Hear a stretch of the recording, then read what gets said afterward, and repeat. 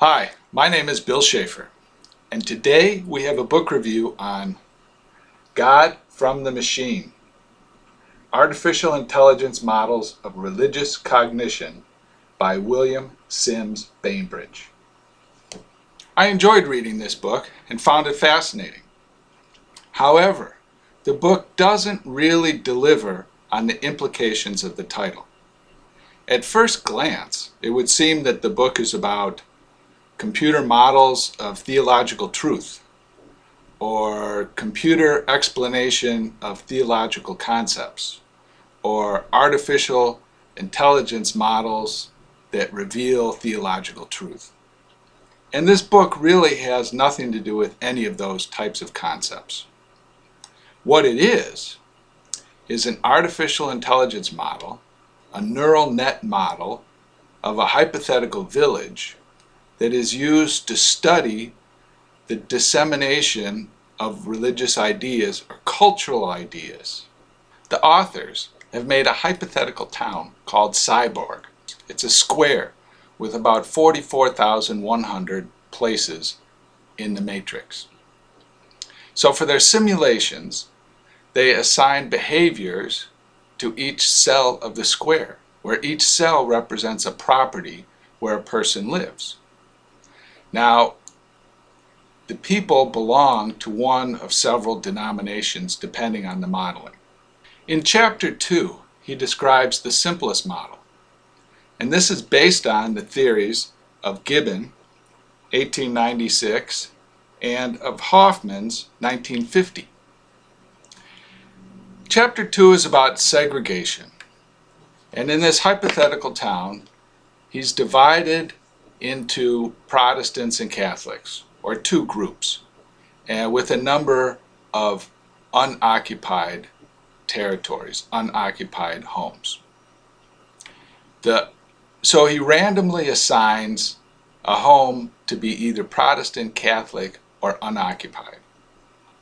So this is an examination of segregation over time, where people are motivated to move to groups where there are more people that share their same cultural identity or their same faith.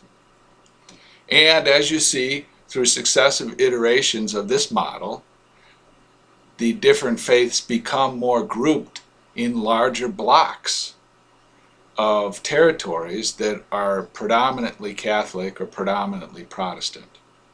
And this model seems to show how in cultures where people don't particularly want to be segregated, the individual behaviors of individual people will lead to segregation over time.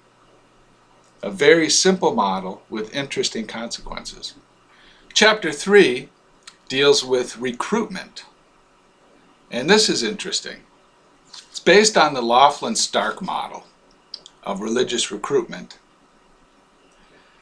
According to this model, it's necessary that a person experience enduring, acutely felt tensions within a religious problem-solving perspective, which leads him to find himself as a religious seeker.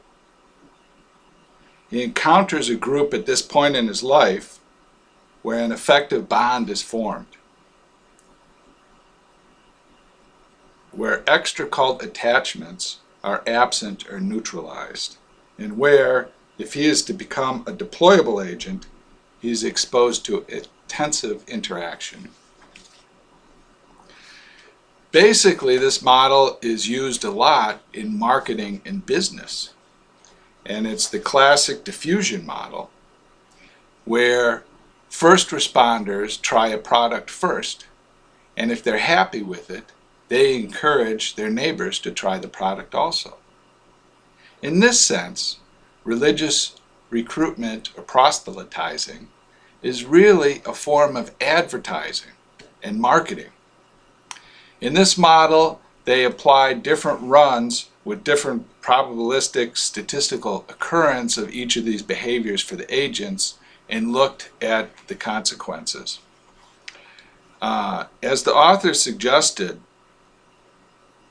25 years earlier, much about religious conversion can be explained entirely in terms of social networks and the dynamics of changing social bonds.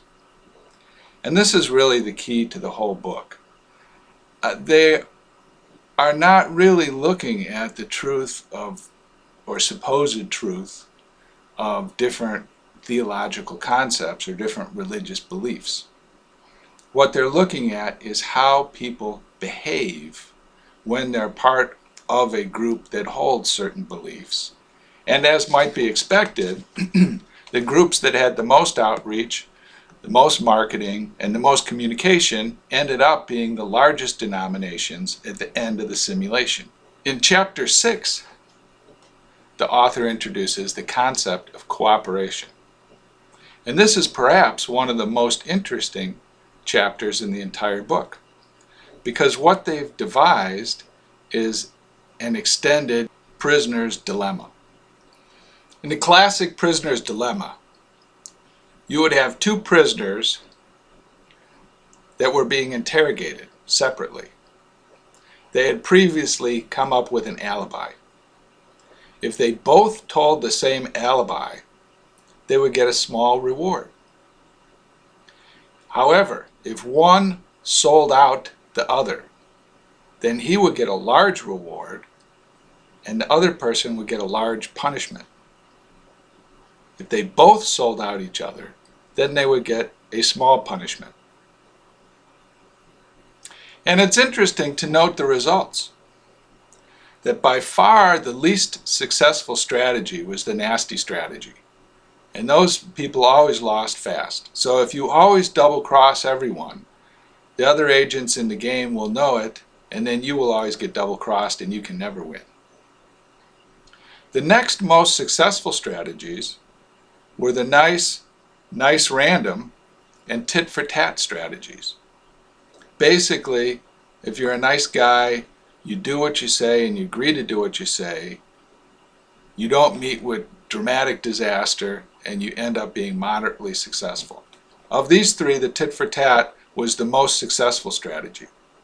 But by far, the most successful strategy in this game was the Pavlovian strategy. And that was, once you decide on initial strategy, you keep using that until it doesn't work for you, and then you switch to the other strategy until that does not work for you, and then you switch back. And the Pavlovian strategy of dealing with the extended prisoner's dilemma was the most successful one. Now, whether that tells us anything about how we should behave in life ourselves is another issue. In Chapter 7, the author models faith, or how new splinter groups or sects can be created within a culture. There is an extensive reference section of articles referenced for further research. All in all, the book is a very interesting book. It's dense and complicated, but well written, and even a layman can understand the basic concepts. The thing I liked about the book was the refreshing look it took at how religious ideas are promulgated through society. And instead of looking at the core concepts of those religious ideas, they concentrate on the social actions of the individual members of the different religious groups. In this way, the book is as much an exploration of how ideas are disseminated through societies as it is an exploration of religious faith itself. A well-written, insightful book that's relatively easy to read. I highly recommend God from the Machine by William Sims Bainbridge. Thank you, and leave your comments below.